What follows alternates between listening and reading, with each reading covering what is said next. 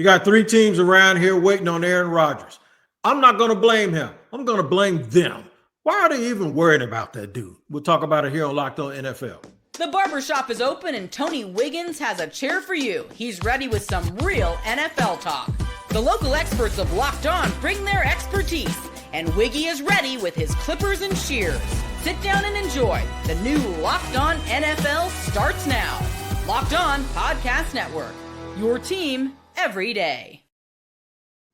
Oh, yeah, man. Here in the barbershop, it is your team every day. We thank you for making us your first listen here on Locked On NFL.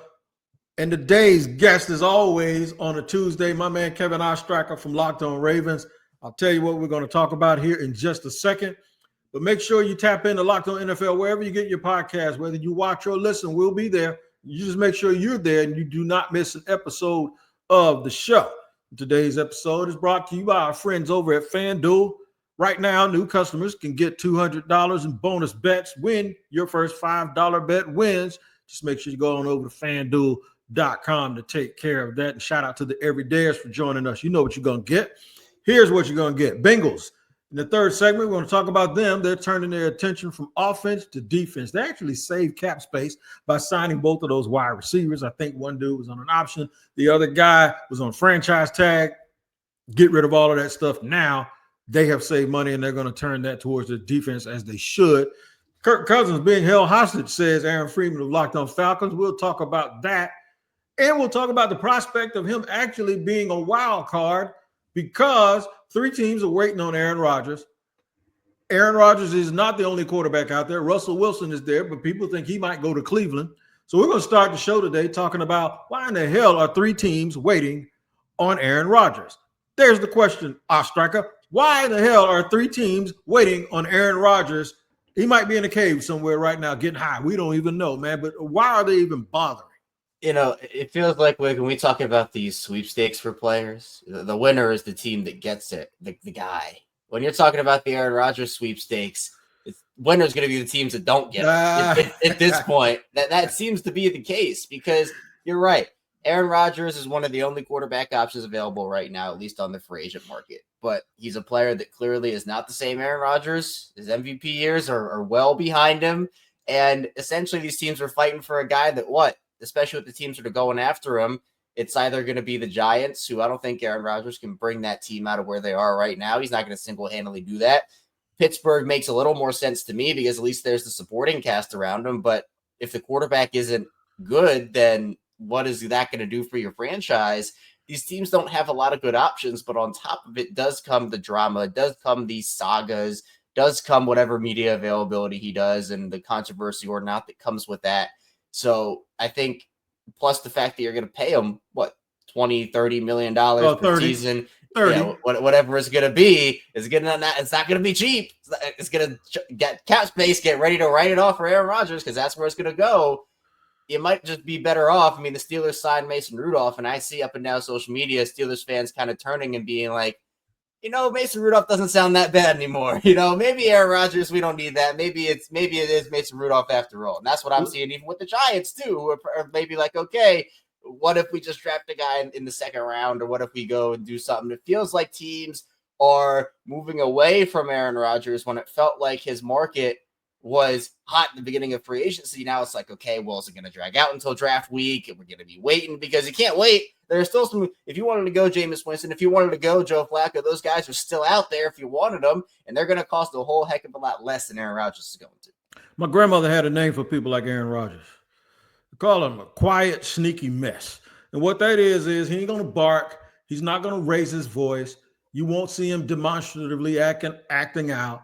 He'll look like he's the kid in classroom that is just sitting there and he's as quiet as a mouse. And he's always got that little half smile on his face, like he doesn't have a care in the world, like everything is fine. And he feeds the homeless and he pets stray dogs. But quietly, he is causing all kinds of mayhem because of what he's not doing at that position. And that is being a leader. Aaron Rodgers is physically the most talented quarterback I have ever seen with my two eyes. And I mean that even over Mahomes. I seriously mean that. I ain't talking sidearm throws and all of that. I'm talking about Aaron Rodgers from just myopically looking at how the position should be played. I think he's the most talented guy I've ever seen. But in terms of where he ranks for me, it's a lot lower than that. And it's because there's this lack of leadership. The older you get, the more you're supposed to be leader-like. And he's the furthest thing away from that.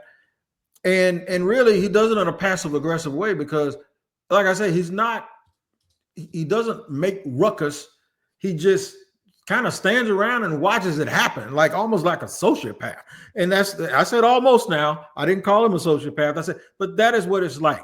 And the Giants are one of those desperate teams, but Patricia Traynor did a show 2 days ago where she's about sick of it. She says they need to move on. Let me tell you what she said or who she said, and let her tell you from Locked On Giants who she said they need to move on to. Check this out. Jameis Winston, the latest veteran quarterback to be linked to the New York Giants. Winston, of course, looking to be on a roster someplace. I don't think it's going to be with the Cleveland Browns, but Winston is coming in to visit with the Giants on Tuesday. So actually he's coming in Monday night and his visit's going to extend into Tuesday. So, Winston's a guy, first overall pick in the draft with the Bucs, and then he kind of, descended a little bit into a backup role. He was with the Saints, and then last year, of course, with the Browns. And he's the type of guy who's kind of frustrating in that for every deep ball he tries to throw, he has interceptions and turnovers and stuff. But in looking at the big picture with Jameis Winston, here's why I think he could potentially make sense for the Giants, even, with the production being what it is. And I get it. The schedule is tough. And, will the Giants win many games if he's the quarterback and all that stuff? But here's a case I can make for Jameis Winston. So with this scouting report, he's got a strong arm. He's mobile. Okay. So he can run some of those RPO and zone read plays and design quarterback runs. He's not going to cost as much as an Aaron Rodgers. That much I could probably guarantee you. And he seems willing to mentor a young quarterback. And that could be very important, obviously, because that's what the Giants want from their veteran bridge quarterback. They want somebody to come in here if they draft the quarterback and mentor that young man. If that's the case, Aaron Rodgers really is not the guy because I don't think he's mentoring anybody. But I can't blame him for that. You know why? Because ain't nobody mentor him. Brett Favre was kind of rude to him. So I think Aaron probably feels like that's the way that things are supposed to go. Yeah, the Giants are a team that, again, as I said earlier, Aaron Rodgers is not going to pull them out of wherever they are. And I feel like that cap space could be spent more wisely, whether it is to bring in a couple of pieces that could help you, not just this year, but even next year, or the year after that. And for Aaron Rodgers, it's like for a younger team like the Giants who are looking to come out of a rebuild, what option is attractive to them? I mean, Patricia's right. Jameis is going to cost a lot less than Aaron Rodgers. He's not going to cause as many headaches. In fact, he'll cause some really good moments over there in New York. Everybody waits for the Jameis Winston media clips to come out and the mic'd up Jameis moment. So if I'm a team that's looking at a quarterback, Russell Wilson, Jameis Winston, Joe Flacco, Aaron Rodgers will be on a team. It'll happen at some point. Some team will sign him. But again, I just feel like the better fit for him is Pittsburgh, even though, it's not. I mean, I don't think either way is going to be good. But at least Pittsburgh, you have the players. DK Metcalf is in there now. George Pickens is in there now. For the Giants, it just feels like they need that actual, like Aaron Rodgers doesn't feel like an actual bridge quarterback. It feels like Aaron Rodgers is more okay, we're kind of going to try to win, but he's not as good as he was. So where are we at here? Jameis feels like a legitimate bridge quarterback. If they don't take a quarterback in this year's class, having Jameis for a year and then going and taking a guy next year, that makes more sense to me. Yeah, and I can see him in Pittsburgh, Aaron Rodgers, and the reason why is because Mike Tomlin has a track record. Like, we didn't know AB was that. They masked it. They hid the fact that Antonio Brown turned out to be all that. And you know what I mean by, I don't want to say nothing because I don't want him getting on me online. I ain't trying to be, his pick of the day, but he hid that. He's sort of suppressed this George Pickens thing a little bit. He hit Le'Veon Bell and all of his foolishness. And you put if Aaron Rodgers goes up there and breaks Mike Tomlin, then Aaron Rodgers will be like, he'll go down as the most whacked out football player ever because he would be doing something that no one has been able to do. There is, though, a chance that there is another quarterback that a certain team, the Atlanta Falcons, says isn't available. They even gave him a $10 million payment on his contract. But you give them enough stuff and they'll probably trade him too. Why Kirk Cousins might be the X factor for a lot of these teams. We'll discuss that and more here in just a second on Locked On NFL.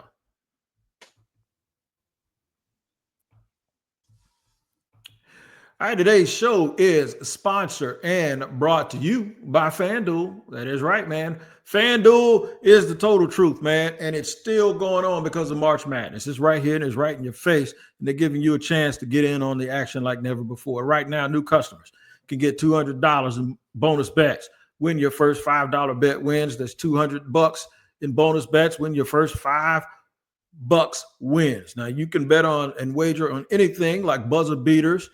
And while the game is still going on, you can tap in and make sure that your team can hit the last three-pointer. I tell you what, I love picking my favorites. I got eyes on a few underdogs this year. One of them's UConn, even though they haven't played real well this year, but they're still champions and they know how to get it done.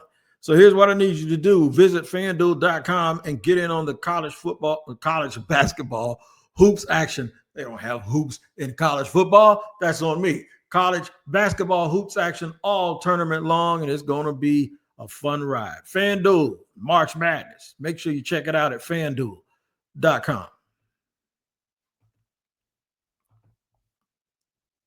All right, we're rolling along here with my man, Kevin Ostricker. We are sitting here discussing things like quarterbacks, Aaron Rodgers, Jameis Winston, Russell Wilson may be going to Cleveland. Who is going to get left out at quarterback? And they really, really need one. You don't want to count on a rookie because these rookies aren't really legitimately thought of to be guys that are people that are going to play from right away. If you're the Pittsburgh Steelers, there's only one answer if you miss out on Aaron Rodgers. What you need to do, you need to call the Atlanta Falcons and ask them about Kirk Cousins, who they have previously said was not available. Listen to Aaron Freeman from Locked On Falcons talk about Kirk Cousins being held hostage. There's a hostage crisis in Atlanta with Kirk Cousins. I'm Aaron Freeman with Locked On Falcons. Falcons GM Terry Fontenot said in January that they're comfortable keeping Kirk Cousins as a backup. He became a man of his word this weekend with the Falcons opting by multiple reports to cut Kirk Cousins ahead of the $10 million roster bonus that is due this week in 2026 that becomes fully guaranteed once that deadline passes. And the Falcons clearly believe that by keeping Cousins, that they will get something for him via trade to make it all worth it, including a potential late round draft pick. Time will tell on that. I'm very skeptical that a trade will happen between now and the draft, but perhaps after the draft, once all the dust settles, some team will be willing to come and pay the ransom for Kirk Cousins, which is the remaining $37.5 million in guaranteed money out of the $100 million in guaranteed money that the Falcons gave Kirk Cousins last offseason before his poor play led to a benching 14 games into the 2024 season in favor of first-round draft pick Michael Penix. Trading him is the only path forward that's going to justify this decision over this weekend. We'll see if the Falcons can figure it all out. Make sure you follow this ongoing hostage crisis by following Locked On Falcons, part of Locked On Podcast Network, your team every day. Aaron Freeman's my guy, man. Aaron Freeman sounds like he should be on one of those news networks and it's breaking news, something's going on and it's not sports related, right? But he makes a good point. Somebody will bite. And here's why I go back to Pittsburgh, because wherever Kirk Cousins goes, he needs to go to a team that wants to take the ball out of his hands. I think you want to reduce his chances to throw, his opportunities to make mistakes. I don't think his legs are where they used to be.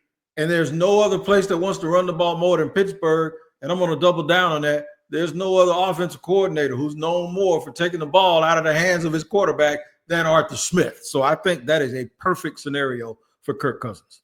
Yeah, I think it'd be a much better option than Aaron Rodgers. And I know that the Falcons did have the roster bonus that he now has to be paid out. And so if he gets moved, that's staying on the books. Atlanta's not getting out of that. But still, I think it's more valuable than having him on the roster. And again, like Michael Penix is the future there. We all know that. There's no future for Kirk Cousins in Atlanta. And everyone knew that the day he was signed. This is not surprising to anybody. Everybody saw that deal and was like, okay, well, why are they doing this? But I think for me, the big thing with the Steelers, at least, is at least they can go out there and provide the pieces. Again, like this is a big thing with pieces surrounding whichever quarterback is going to be over there in Pittsburgh, where I think that they have with DK and Pickens and Freiermuth and all those guys, it's just about the coordinator. I think Arthur Smith is a guy that, he's someone that is a little bit more conservative with the offensive play calls. And for Kirk Cousins, he can sometimes be mistake prone. We have seen that. So I think that it is a good match for them. And I think it honestly is their best option. Like what else is out there for them? Like, if we're being honest, I think Kirk Cousins is the guy that if you're going to take a swing, if you're going to say, hey, we need a vet quarterback that has proven himself in some situations and is not going to come along with the drama there and Rodgers might come along with, Kirk Cousins is probably your best bet. Here's your best bet. And I'm going to double down on something else. If those running backs start slipping, Ashton Jeanty should not get past the Pittsburgh Steelers. I'm just going to tell you, there are a few running backs that in the draft, and I know we're curving this a little bit, but this will help keep the ball out of Kirk's hands. There are few running backs in the league that actually form the identity of their team. Saquon, Derrick Henry, no matter where he is, he's the identity. It's not just about the carries and the positional value. And I believe Jahmyr Gibbs is another one. It's the identity of a team. I think Ashton Jeanty is an identity for whoever he goes to, and Pittsburgh Steelers might be that team. Everybody's chasing the other team in Pennsylvania, Philadelphia, and they keep doing the same thing that they've done. They keep finding a way to put more and more Georgia Bulldogs on their defense, and they've done it yet again with a big-time signing. Here's Lou DiBiase to tell you all about it from Locked On Eagles. The Philadelphia Eagles are adding yet another former Georgia Bulldog. They just agreed to a one-year contract with former New York Giants first-round pick Aziz Ojulari. I'm Louis DiBiase, host of the Locked On Eagles podcast. 6 sacks from Ojulari last year. He is a pass-rushing specialist, explosive player off the edge. I don't think he's going to be an every-down player for the Eagles, but he'll be a solid third or fourth guy. Obvious passing situations on third down. That's where you use Ojulari to complement Nolan Smith, Jalix Hunt, potentially Joshua Uche, and whoever you draft. I think one main takeaway from this signing is when you add on the signing of Uche last week as well, this likely ends Bryce Huff's time in Philadelphia after just one season. I imagine they'll try to get any sort of draft compensation for Bryce Huff after signing Ojulari. This definitely, though, does not take drafting an edge rusher off the board, but I like that they added 2 pass rushing specialists in Uche and Ojulari. I like it too because of expectation. When you're a top 35, top 40 pick, and you came in averaging double-digit sacks, having double-digit sacks at the University of Georgia, I think more people thought that he would have a better career. But once that level of expectation goes away and you go to a good team where you're just one guy surrounded by a whole bunch of other alpha dogs, no pun intended, I think this is a good signing. And those little 4.5, 5 sacks that he was doing in New York, that's going to be paying a bigger dividend in Philadelphia. Yeah, where have we seen this before? The Eagles signing a former Giants first-round pick and winning a Super Bowl because of it now. It's Aziz Ojulari, Saquon Barkley, obviously not. But again, it's just good teams find a way to bring in talent. And the Giants just apparently are allergic to keeping it. Like that just is what it is. If Aziz Ojulari had signed a $30 million contract over 3 years, this would be a different conversation. But for a guy that, yes, missed the latter part of the season with an injury, but still had a great start to it and was a hot trade candidate for a lot of different teams, I mean, it feels like the Giants either could have parted with him for something then or re-signed him to that contract, but maybe Aziz Ojulari just didn't want to stay. I mean, that's another part of it too. Or maybe he saw the situation and was like, well, Talon is leaving. I might as well go too. Like, who's staying here? And hey, that team just won a Super Bowl, so I'm gonna go over there and see what's going on with them.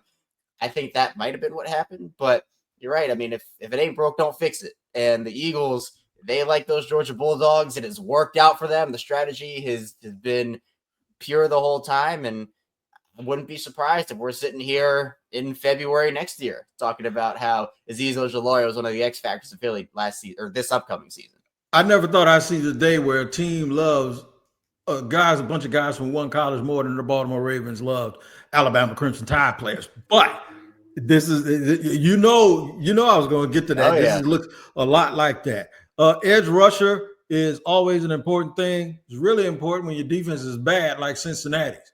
But how on earth were the Bengals going to pay Trey Hendrickson when they just paid 2 wide receivers over $250 million, right? Well, I'll tell you how in just a second here on Locked On NFL. The NCAA tournament is here, and so is the Bracket Breakdown. Locked On Podcast Network and Amazon Fire TV channels are teaming up to deliver NCAA tournament coverage like never before. Watch studio shows featuring former players and Locked On's local experts as they guide you through every upset, buzzer beater, and bracket matchup. Stream it all for free on Amazon Fire TV channel. Search Bracket Breakdown to see it all for free. It's your team every day.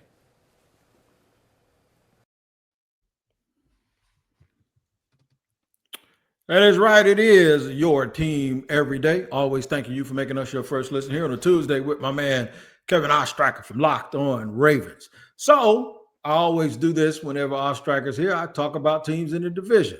Those Bengals got busy, man, didn't they? And signed those wide receivers. First of all, what do you think about those three guys, the big three, making all that money? I think it's an interesting strategy, but I think it's something they had to do. And, to keep the quarterback happy, Joe Burrow's made it very clear. He's taken very public stances, and we'll talk about Trey Hendrickson, but about Trey Hendrickson as well as his two wide receivers. The Bengals are going to put up 30 points a game. The issue is they might give up 35. And that's the strategy that I think they're going with, because a lot of their needs were on the offensive line and on defense. And while they have made some additions, and I honestly have liked some of the guys that they've added this offseason, they have to bring back Trey Hendrickson at this point. And I know we're going to get into why it's honestly more likely than it was. But even with Trey Hendrickson there, I think that with Jamar and T being two very talented receivers, Jamar obviously one of the best in the business, and Tee Higgins is the perfect number two sidekick, best number two in the league, in my opinion. That's a deadly duo, plus Joe Burrow throwing him the football. They have that chemistry. But again, points is not the question. They're going to score points this season. But can you protect Joe Burrow, and can you stop the other team from scoring? You can't put Jamar out there at cornerback. You can't put T out there to rush the passer. You have to find other guys to do something to help you out of that defense. And while Trey Hendrickson definitely would be nice if he stayed in Cincinnati for them, I don't know who else they're going to add that can make an impact. Well, and a lot of people are using the Miami Dolphins as an example to say why this isn't a good thing. Well, they got Tua making all that money, and they got Jalen Waddle, and they got Tyreek Hill. That's easy to do for your narrative if that's what you want. But I'll point to a team that just won the Super Bowl. They paid their quarterback, their running back, wide receiver 1, wide receiver 2, tight end, right tackle, left tackle. They paid everybody, but the difference is they also draft well and got a bunch of guys on their defense that are on rookie deals. Listen to the guys from Locked On Bengals talk about Trey Hendrickson. While the deals are done for Tee Higgins and Jamar Chase, it is crucial, and it'll be complex, to turn your attention, if you're the Cincinnati Bengals, to Trey Hendrickson. Multiple reports, both Sunday and into Monday, indicating that the Bengals have turned their attention to Trey Hendrickson now that they've gotten their wide receiver deals done. And we've also acknowledged there's more to do beyond just Trey Hendrickson. But with that trade request still unresolved, it certainly makes a lot of sense for attention to turn back in that direction with multiple reports. And I think we've had some messages out to our Locked On Bengals insiders at joinsubtext.com/LockedOnBengals with some information about Trey's agent and the Bengals being in touch over the last few days. Yeah, I think it's interesting because on one hand, all of the smoke, the national reports, they make sense. The Bengals have a much clearer cap picture now. We don't know exactly what that is, but they certainly do of where they're at cap space wise. They free up cap space. The report is with both deals, not just T, but T and Jamar. So can you take some of that and throw it at Trey? Naturally, you would have that discussion. Trey Hendrickson would have been the best available pass rusher in this free agency period. A lot of what we've talked about is the pass rush. You don't want to lose Trey. And I don't know if the Bengals ever truly thought that they would get that first round pick for Trey Hendrickson, or thought that they would get a reasonable, in their mind, offer that would be tempting enough to deal Trey Hendrickson. If he would have been on the market, I'm telling you, he would have been gone in one day and somebody would have paid him $30 million. It's funny how teams don't like giving up draft picks and paying a player. They hate doing that. And it's a little weird to me that teams do that. But we also just talked about the Atlanta Falcons, that maybe they're buying a late round draft pick for $10 million that they paid Kirk Cousins if that's what they decide to do. I think if they retain Trey Hendrickson, the problem I have with them, I think it's a good thing, but the problem I have with them is they are absolutely blaming everything that happened to that defense last year on Lou Anarumo, and I think that's a little bit crazy. Yeah, I think that was a little wrong because of the pieces that Lou was dealt there. We saw a couple of years ago even that Lou had a much better unit because he had much better pieces on that defense. But again, guy after guy leaves and the cupboards become bare, and all of a sudden, you're in a bad spot. So yes, Trey Hendrickson is a beast, and the Bengals need to retain him. And he significantly, if he's on your roster this season, improves the trajectory of your defense. But it cannot just be Trey Hendrickson and friends. You got to be able to bring in, but then they also have the issues on the offensive line of, okay, are they going to bring in another guard? What does that look like? Because they've also had offensive line issues for the last handful of years under Joe Burrow. So again, you can't pay everybody in the NFL. That just is the nature of the game, but freeing up the cap space that they had, at least for 2025, that wasn't going to be able to be used because of the franchise tag and the options and whatnot. That's a valuable tool to where they now have the ability to keep Trey Hendrickson. It's just going to be a matter of what that deal actually looks like. But again, it's like, what other options do they have? If Trey Hendrickson leaves, I mean, who is on that defense? Like, who is it? I don't know who it's going to be. So at least they have one star if Trey Hendrickson stays. But, like Jake and James said, there's more work to be done. So I'm one of those guys that love mock drafts, and I'm also one of those guys that here in Jacksonville, I know a lot of people are rooting for Gray Zabel to last until the Jaguars make that 5th pick in the 2nd round. I don't think he's going to last there. And one of the teams I'm afraid is going to draft him are the Bengals. And if they do, I think along with the pick that they made last year from Georgia, along with some of the other parts, the offensive line, man, they got the bodies. They got 3 people on their offensive line that are probably the 3 biggest human beings in the National Football League: right tackle, left tackle, and guard, right? Depending on where they decide to play all of these guys. And if they get one more functional piece up the middle, all they got to do is just hit on a couple of draft picks. And I know for the Bengals, that's saying a lot. They hit on the early ones, but they've really, really missed. If you look at draft history, they've missed on a lot of draft picks, and that's the difference between them and the Philadelphia Eagles. So this is what's going to make mock drafts very interesting. If they can retain him and they don't have to say draft a Mike Green out of Marshall, and they don't have to replace that pass rusher, maybe they double down and get another pass rusher to really help their defense to get off the field on 3rd down. Cincinnati's a wild card for me, man, of being a team that if things go right, they can make a lot of noise next year. Remember, they were that close. They did everything they could down the stretch, and it was that loss me and you talked about. They got beat by somebody early in the league. It was either Raiders or New England. Somebody beat them that wasn't supposed to, and we talked about, I said, Ostricker, that is going to eat them alive at the end of the year. New England week 1. It was their first game of the season. I remember it well. You and I fried them for it and said, we said, watch what happens. Mm-hmm. That game is going to hurt you. Yeah, we're gonna be back here in December, January, talking about how that game messed you up. And look what happened. They had a rally down the stretch, but you look back, September losses don't matter in September, but they matter in December. And that is exactly what happened to Cincinnati. And so look, you get Joe Burrow at the number 1 pick, you get Jamar at the 5th pick the next season. You get Tee Higgins in the 2nd round. You sign Trey Hendrickson. The Bengals have made good moves. But you're right, where there just have been too few of them to be able to consistently build up your team, because now it becomes even more important, like we've been talking about, that they do draft well. Because not only with Joe Burrow and his big deal, but with Jamar and Tee Higgins, and assuming Trey Hendrickson stays, I mean, that's going to be a big extension as well. You need to hit on your 4th round picks or 6th round picks to be able to have consistent contributors on cheap rookie contracts for at least 4 seasons, if not 5, with the 5th year option.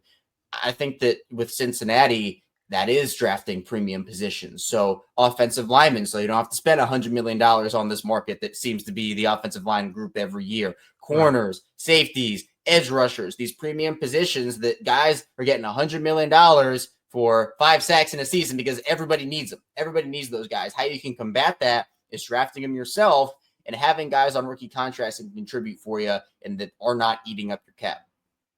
I wanted them to go in free agency and get Mekhi Becton, because if they'd have got Becton, they would have been like going 350, 360, 340, and 360 across their offensive line. And then there would be no reason why they couldn't protect Joe Burrow. But they didn't do it. But if you want to know who they can get, make sure you check out Locked On NFL Draft with Damian Parsons, who is on the ground today in Columbia, South Carolina. He hit me up and told me the Jaguars are heavily represented at that pro day. See, our guys are on the ground. You get him and you get Keith Sanchez. These dudes do it better than anybody else on Locked On NFL Draft. So you need to go over there and make sure that's your second listen every day. Well, let me see. Your first listen is your home team. The second listen is Locked On NFL. How about making it your third listen, right? Or your second listen if you're lying to your boss and saying that you had a dentist appointment when you're sitting in the car just listening to Locked On. There you go. That's what you do. Make sure you check them out, and they'll be with you every single day, giving it to you like you can't get it anywhere else. And we do the same thing here on Locked On NFL. Make sure you tap in to Locked On NFL, Locked On Jaguars, Locked On Ravens. For Kevin Ostricker, Tony Wiggins, we will see you next time. Thanks for joining us.